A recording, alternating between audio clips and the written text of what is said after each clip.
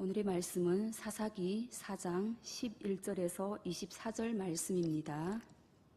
사사기 4장 11절에서 24절 말씀 찾으셨으면 봉독하겠습니다.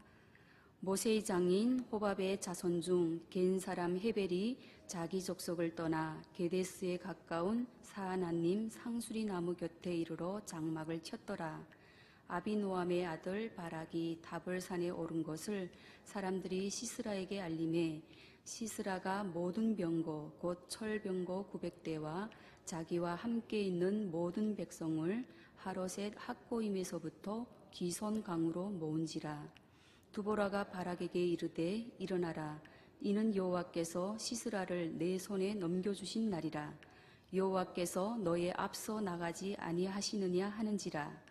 이에 바락이 10,000명을 거느리고 다볼산에서 내려가니 여호와께서 바락 앞에서 시스라와 그의 모든 병거와 그의 온 군대를 칼날로 혼란에 빠지게 하심에 시스라가 병거에서 내려 걸어서 도망한지라. 바락이 그의 병거들과 군대를 추격하여 하롯셋 학고임에 이르니 시스라의 온 군대가 다 칼에 엎드러졌고 한 사람도 남은 자가 없었더라. 시스라가 걸어서 도망하여 겐 사람 헤벨의 아내 야엘의 장막에 이르렀으니 이는 하설 왕 야빈과 겐 사람 헤벨의 집 사이에는 화평이 있음이라. 야엘이 나가 시스라를 영접하며 그에게 말하되 나의 주여 들어오소서. 내게로 들어오시고 두려워하지 마소서 하매 그가 그 장막에 들어가니 야엘이 이불로 그를 덮으니라. 시스라가 그에게 말하되 청하노니 내게 물을 조금 마시게 하라. 내가 목이 마르다 하매 우유 부대를 열어 그에게 마시게 하고 그를 덮으니 그가 또 이르되 장막문에 섰다가 만일 사람이 와서 내게 묻기를 여기 어떤 사람이 있느냐 하거든 너는 없다 하라 하고 그가 깊이 잠드니 헤벨의 아내 야엘이 장막 말뚝을 가지고 손에 방망이를 들고 그에게로 가만히 가서 말뚝을 그의 간자놀이에 박음에 말뚝이 꿰뚫고 땅에 박히니 그가 기절하여 죽으니라. 바락이 시스라를 추격할 때에 야엘이 나가서 그를 맞아 그에게 이르되 오라 내가 찾는 그 사람을 내가 내게 보이리라 하매 바락이 그에게 들어가 보니 시스라가 엎드러져 죽었고 말뚝이 그의 간자놀이에 박혔더라. 이와 같이 이날에 하나님이 가나안 왕 야빈을 이스라엘 자손 앞에 굴복하게 하신지라. 이스라엘 자손의 손이 가나안 왕 야빈을 점점 더 눌러서 마침내 가나안 왕 야빈을 진멸하였더라. 아멘. 사사기에는 똑같이 여러 번 반복되는 사이클이 있습니다. 바로 이스라엘 백성이 여호와의 목전에서, 그러니까 하나님께서 보고 계시는데 악을 행합니다. 그래서 하나님께서 이스라엘 백성을 외적들에게 넘기십니다. 그러면 이스라엘 백성이 하나님께 살려달라고 부르짖습니다. 그때 그들의 그 부르짖음을 들으신 하나님은 이스라엘 백성을 위하여 한 구원자를 세우십니다. 그러면 그 사사가 다스리는 동안 그 땅은 평안을 얻습니다. 사장에서도 이 사이클을 볼 수 있는데요. 왼손잡이 사사 에훗이 죽은 후에 이스라엘 백성이 또다시 하나님의 목전에서 악을 행합니다. 하나님께서는 이번에는 가나안 왕 야빈에게 그들을 넘겨서 20년 동안 학대를 받게 하십니다. 4장 3절에 보니 야빈 왕은 철병거 900대가 있어 20년 동안 이스라엘 자손을 심히 학대했으므로 이스라엘 자손이 여호와께 부르짖었더라 라고 기록되어 있습니다. 하나님께 살려달라고 부르짖는 그 백성의 부르짖음을 들으시고 여선지자 두보라를 이스라엘의 사사로 세우셨습니다. 두보라는요, 싸울 수 있는 군사도 아니고요, 특별한 용사는 더더욱 아닙니다. 오히려 당시 고대 사회에서 지도자로 세워진다는 것이 매우 이례적인 일이었습니다. 그런데 이스라엘 백성들이 두보라를 하나님께서 세우신 사사로 인정했다는 것입니다. 하나님은 약하고 평범한 사람을 통해 하나님의 일하심을 드러내십니다.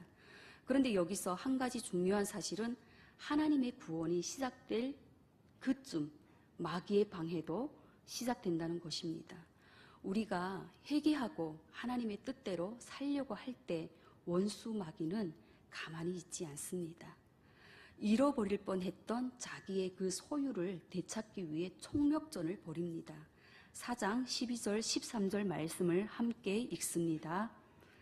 아비노암의 아들 바락이 다볼산에 오른 것을 사람들이 시스라에게 알림해 시스라가 모든 병거 곧 철병거 900대와 자기와 함께 있는 모든 백성을 하로셋 학고임에서부터 기손강으로 모은지라. 예수님을 인격적으로 영접하고 회개한 후 하나님의 뜻대로 살아가려고 노력하죠. 결단하죠. 그때 영적인 세계에서는 대소동이 벌어집니다.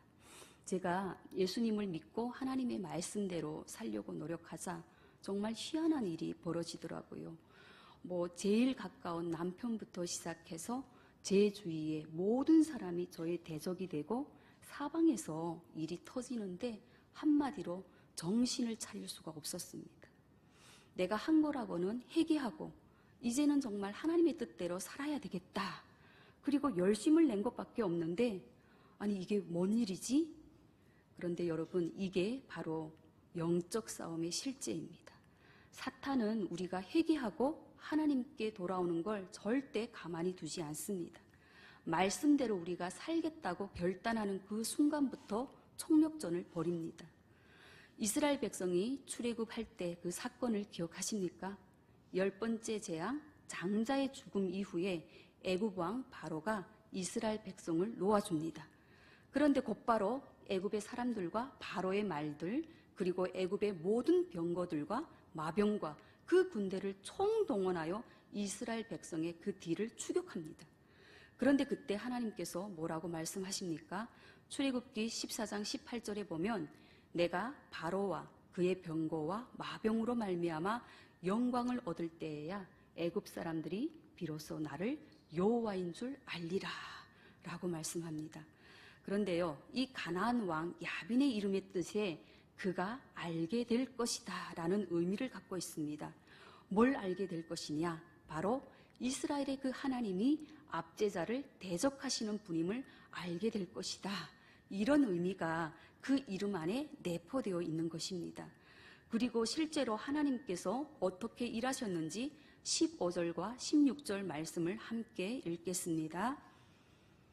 여호와께서 바락 앞에서 시스라와 그의 모든 병거와 그의 온 군대를 칼날로 혼란에 빠지게 하심에 시스라가 병거에서 내려 걸어서 도망한지라. 바락이 그의 병거들과 군대를 추격하여 하롯의 학고임에 이르니 시스라의 온 군대가 다 칼에 엎드러졌고 한 사람도 남은 자가 없었더라. 이게 말이 됩니까? 말도 안 되는 전쟁입니다. 왜냐하면 저희가 4장 11절부터 24절까지 읽었거든요. 그런데 그 다음 장 5장 8절에 보면 이런 말씀이 나옵니다. 그때의 전쟁이 성문에 이르렀으나 이스라엘의 4만 명 중에 방패와 창이 보였던가. 그러니까 지금 방패와 창을 가진 사람이 없었다는 것입니다. 20년 동안 억압을 당했는데 무슨 무기가 있었겠습니까? 그리고 여기 나오는 4만 명도 후에 더해진 숫자이지 4장 14절에 보면 바락이 제일 가까이 있었던 그 수불론과 납달리 지파 중에는 처음에는 10,000명만 이끌고 내려갑니다. 반면 시스라는 어떻습니까? 철병거 900대와 자기와 함께 있는 모든 백성을 기손강으로 모았습니다. 철병거는 그때 당시 최첨단 무기입니다.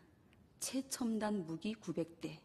그리고 얼마나 많았는지 이스라엘 백성의 숫자는 10,000명 또는 40,000명으로 정확히 나와 있는데 이 시스라가 거느리고 온 군대는 숫자가 없습니다. 상대가 되겠습니까? 이 사람의 눈으로 봤을 때는요, 그리고 사람의 계산으로 봤을 때 이 바락의 군대는 시스라의 철병거 900대와 그 군대에게 감히 상대가 안 됐습니다. 그러나 사람의 계산으로는 말이 안 되는 그 싸움에서 하나님께서는 시스라를 바락 앞에서 혼란에 빠뜨리셨습니다.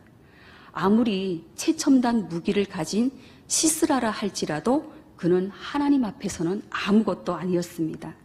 4장 6절과 7절을 보면 두보라가 바락에게 하나님의 명령을 전달합니다. 세번역 성경으로 제가 읽겠습니다. 주 이스라엘의 하나님이 분명히 이렇게 명하셨습니다. 너는 납달리 지파와 수불론 지파에서 10,000명을 이끌고 다볼산으로 가거라. 야빈의 군지휘관 시스라와 그의 철병거와 그의 많은 군대를 기손 강가로 끌어들여 너희 손에 넘겨주겠다.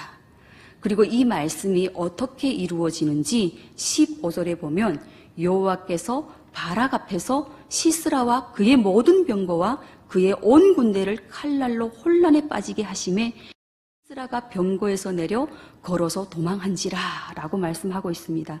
그런데요, 세번역 성경을 보면요, 뛰어서 병거에서 내려 뛰어서 도망쳤다라고 번역하고 있습니다. 시스라는 당대 최첨단 무기였던 그의 철병거를 의지했던 사람입니다. 그러나 그 철병거를 버리고 뛰어 도망치는 그런 신세가 되었습니다. 우리가 회개하고 하나님의 뜻대로 살려고 할 때 원수 마귀는 절대로 가만히 있지 않습니다. 마치 애굽의 바로가 이스라엘 백성을 놓아주고도 끝까지 추격했던 것처럼 집요하게 따라옵니다. 그런데요, 우리를 위하여 싸우시는 분이 계십니다. 바로 우리의 하나님이십니다. 여호와께서 너희를 위하여 싸우시리니 너희는 가만히 있을지니라. 우리를 위하여 싸우시는 분이 계시기에 우리는 겁날 것이 없습니다. 두렵지 않습니다. 시스라는 병거에서 내려 뛰어 도망쳤고 시스라의 온 군대는 다 칼에 엎드러져 한 사람도 남지 않았습니다. 예수님을 믿는 우리는요, 이미 승리한 싸움을 싸우고 있는 사람들입니다. 왜 그렇습니까? 예수님께서 십자가에서 죽으시고 부활하심으로 죄와 사망의 권세를 완전히 깨뜨리셨기 때문입니다. 따라서 우리의 싸움은 이미 이기신 그 예수님의 승리를 믿음으로 확증하며 그 승리에 참여하는 싸움입니다. 때문에 불안한 싸움이 절대로 아닙니다. 이미 예수님께서 이기셨다는 이 진리를 붙드는 싸움입니다. 그런데 문제는 우리에게 믿음이 있냐는 것입니다. 4장 8절에서 바락은 두보라에게 이렇게 말합니다. 만일 당신이 나와 함께 가면 내가 가려니와 만일 당신이 나와 함께 가지 아니하면 나도 가지 않겠습니다. 이 말은 두 가지로 해석할 수 있습니다. 하나는 바락이 믿음의 확신이 없어서 두보라에게 의존하고 있는 모습으로, 또 다른 하나는 두보라를 하나님의 말씀을 대언하는 선지자로 인식했기 때문에 함께 가서가 했던 그 신앙적인 태도로 볼 수 있겠습니다. 전자가 됐든 후자가 됐든 분명한 것은 바락은 지금 혼자 가기를 원하지 않았다는 것입니다. 이에 두보라는 이렇게 말합니다. 내가 반드시 너와 함께 가겠다. 여기서 우리는요, 복음의 정점 임마누엘을 떠올리게 됩니다. 우리와 영원히 함께 하시기 위해 말씀이 육신이 되어 오신 분, 바로 예수 그리스도이십니다. 보라, 처녀가 잉태하여 아들을 낳으리니 그의 이름은 임마누엘이라 하리라 하셨으니 이를 번역한즉 하나님이 우리와 함께 계시다 함이라. 바락에게 두보라의 동행이 하나님의 임재의 상징이었다면 우리에게는 임마누엘, 곧 우리와 함께 하시기 위해 이 땅에 오신 예수님이 계십니다. 그분은 결코 우리를 혼자 두지 않으십니다. 때로는요, 하나님의 침묵이 너무 깊게 느껴져서 주님, 저를 버리셨나요? 나와 함께 하고 계시는 게 맞나요? 그런 의심과 영적인 외로움의 순간이 찾아오기도 합니다.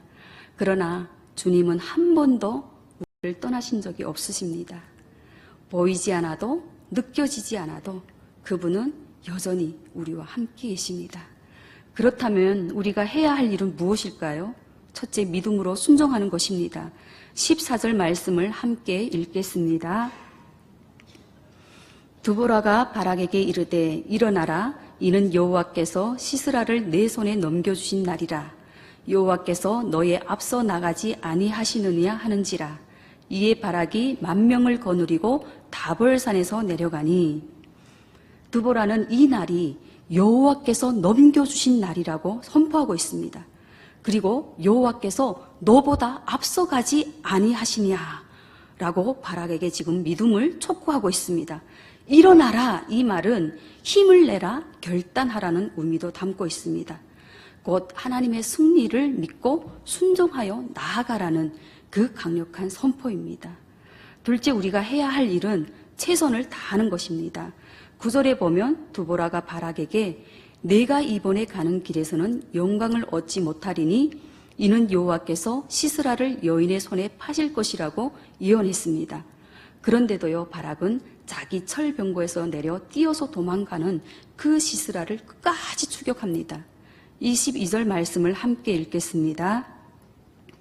바락이 시스라를 추격할 때에 야엘이 나가서 그를 맞아 그에게 이르되 오라, 내가 찾는 그 사람을 내가 네게 보이리라 하매 바락이 그에게 들어가 보니 시스라가 엎드러져 죽었고 말뚝이 그의 간자놀이에 박혔더라.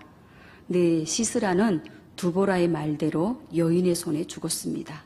바로 겐 사람 헤벨의 아내 야엘의 손에 죽었습니다. 한 가지 여기서 주목해야 할 인물이 있는데 4장 11절 말씀을 함께 읽겠습니다.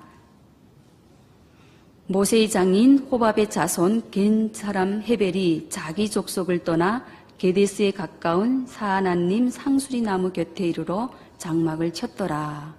네, 겐 사람 헤벨은 모세의 장인의 후손으로 이스라엘과 우호적인 관계에 있었던 유목 민족입니다. 그런 헤벨이 자기 족속을 떠나 게데스 근처, 즉 이스라엘과 가나안 사이의 중립지대에 자리를 잡고 삽니다. 그리고 17절을 보면 시스라가 패하여 도망치다가 바로 이 헤벨의 아내 야엘의 장막으로 들어가게 됩니다. 왜 하필 그곳으로 들어갔을까요? 4장 17절 말씀을 함께 읽겠습니다. 시스라가 걸어서 도망하여 겐 사람 헤벨의 아내 야엘의 장막에 이르렀으니 이는 하솔 왕 야빈과 겐 사람 헤벨의 집 사이에는 화평이 있음이라. 네, 헤벨은 원래 이스라엘과 가까운 자였는데 지금은 이스라엘의 압제자 하솔 왕 야빈과 화평한 관계를 맺고 있습니다. 그래서 시스라는 그곳이 안전할 거라고 믿고 도망쳐 그곳으로 들어간 거죠. 여기에서 깨닫는 것은요, 먼저 우리가 하나님과 화평할 때 하나님은 예상치 못한 상황과 방식으로 일하신다는 것입니다. 잠언 16장 7절에 보면 사람의 행위가 여호와를 기쁘시게 하면 그 사람의 원수라도 그와 더불어 화목하게 하신다고 말씀하고 있습니다. 하나님과의 관계가 바로 서면 하나님은 그 사람의 원수와도 화목하게 하십니다. 그러므로 오늘 우리가 해야 할 가장 중요한 일은 먼저 하나님과의 관계를 바로 세우는 것입니다. 하나님과 화평할 때 내 삶의 관계들, 심지어 대적이었던 관계까지도 하나님께서 화평하게 하시고 그들을 통해서도 하나님의 뜻을 이루신다는 것입니다.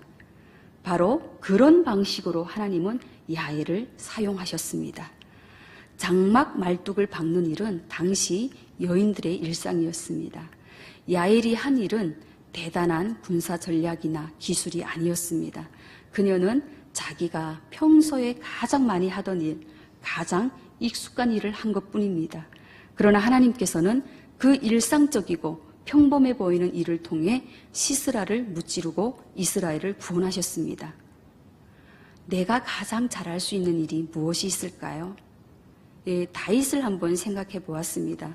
그는 한 번도 사용해 본 적 없는 사울의 칼과 갑옷을 입고 싸우지 않았습니다. 대신 목동 시절에 사용하던 물맷돌, 그가 일상 속에서 익숙하게 사용하던 무기로 골리앗을 쓰러뜨렸습니다.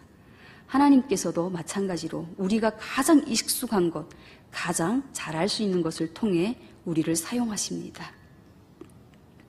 지금 우리가 마주한 문제는 무엇입니까? 나는 정말 하나님의 뜻대로 살려고 몸부림치고 있는데 예배 시간마다 정말 하나님께서 내게 주시는 말씀에 순종하려고 노력하는데 열심히 섬기고 기도하고 정말 우리 자녀들을 위해 울며 씨름하고 있는데 왜 내 삶에 이런 어려움이 계속되는 걸까? 그건 바로 우리가 정도로 잘 가고 있다는 사인입니다. 디모데후서 3장 12절에 보면요, 무릇 그리스도 안에서 경건하게 살고자 하는 자는 박해를 받으리라 이렇게 말씀하고 있습니다. 예수님께서 마태복음 5장 10절 12절에서도 말씀하셨습니다. 의를 위하여 박해를 받는 자는 복이 있나니 천국이 그들의 것임이라. 나로 말미암아 너희를 욕하고 박해하고 거짓으로 너희를 거슬러 모든 악한 말을 할 때에는 너희에게 복이 있나니 기뻐하고 즐거워하라. 하늘에서 너희의 상이 쿰이라 라고 말씀하고 있습니다. 물론 사사기에 반복되는 패턴처럼 우리가 하나님의 목전에서 악을 행하여 그 결과로 대적의 손에 압제당하는 경우도 있습니다. 내 잘못으로 인한 고난일 수 있습니다. 그런데요, 그것 또한 하나님의 사랑입니다. 하나님은 사사기의 그 이스라엘 백성처럼 우리를 징계하시되 그 징계로 끝내지 않으시고 우리의 부르짖음을 듣고 우리를 대적의 손으로부터 건져내시고 회복시키시는 하나님이십니다. 시간이 지날수록 이 사사들조차 타락해가는 것을 볼 수 있습니다. 사사기는 그때의 이스라엘에 왕이 없으므로 사람이 각기 자기 소견에 오른 대로 행하였더라 라는 말로 끝이 납니다. 이스라엘에 왕이 없은 것이 아닙니다. 하나님께서 이스라엘의 왕이셨습니다. 그런데 그 하나님을 나의 왕으로 인정하지 않으니까 계속해서 죄를 반복하면서 그 타락의 길로 빠질 수밖에 없다는 것을 사사기는 우리에게 보여주고 있습니다. 그러나 하나님은 우리를 그 어둠 가운데 그냥 버려두지 않으셨습니다. 하나님께서는 우리를 위해서 영원한 사사, 영원한 구원자이신 예수 그리스도를 보내주셨습니다. 그분은요, 시대적 구원자가 아니라 모든 시대를 초월하여 우리를 구원하시는 분이십니다. 우리의 삶에는 여전히 철병거를 가지고 우리를 위협하는 시스라가 존재할 수 있습니다. 그러나 예수 그리스도께서 우리의 사사로, 구원자로, 왕으로 지금도 다스리고 계십니다. 오늘이 바로 여호와께서 우리의 모든 대적을 넘겨주신 날임을 믿음으로 선포하시며 예수님의 승리를 믿음으로 확증하며 그 승리에 참여하는 우리 모두가 될 수 있기를 간절히 소망합니다. 오늘 주신 말씀에 있대요. 이 시간 기도할 때 우리가 하나님의 뜻대로 살려고 할 때 원수 마귀는 가만히 있지 않습니다. 철병거를 가지고 우리를 위협하는 시스라가 여전히 존재합니다. 그러나 우리가 두렵지 않은 것은 여호와께서 우리를 위하여 대신 싸우시기 때문입니다. 이 하루도 믿음으로 순종하며 우리의 최선을 드릴 수 있도록 하나님과의 화평이 먼저 이루어지도록 우리의 영원한 사사로 오신 주님만을 의지하며 그 승리에 참여하는 이 하루가 될 수 있도록 다 같이 말씀에 있대어 기도하겠습니다. 우리를 위하여 싸우시는 하나님 아버지, 오늘도 말씀을 통해 우리에게 진리를 깨닫게 하심을 감사합니다. 주님, 우리가 하나님 앞에서 악을 행하던 그 이스라엘 백성처럼 때로는 하나님의 뜻을 떠나 내 소견에 오른 대로 행했을 때가 있었음을 고백합니다. 주님, 우리를 긍휼히 여기사 예수님의 보혈로 정결하게 씻어주시고 하나님의 말씀과 기도로 거룩하게 도와주세요. 우리가 회개하고 하나님의 뜻대로 살기로 결단할 때 원수 마귀는 결코 가만히 있지 않음을 봅니다. 그러나 우리에게는 우리보다 앞서 싸우시는 하나님이 계시기에 우리는 두려워하지 않겠습니다. 사울의 갑옷이 아니라 내게 주신 물맷돌로 싸우게 하시고 임마누엘, 우리와 영원히 함께 하시는 예수 그리스도, 우리를 결코 혼자 두지 않으시는 주님의 은혜를 붙잡고 오늘도 주님 안에서 승리하는 하루가 되게 도와주시옵소서. 여호와께서 넘겨주신 이 날을 믿음으로 살아내게 하시고 이미 승리하신 예수님의 그 승리에 동참하는 우리들 되게 도와주시옵소서. 이 모든 말씀 우리의 구원자 되시고 영원한 사사 되시는 예수 그리스도의 이름으로 기도드립니다. 아멘.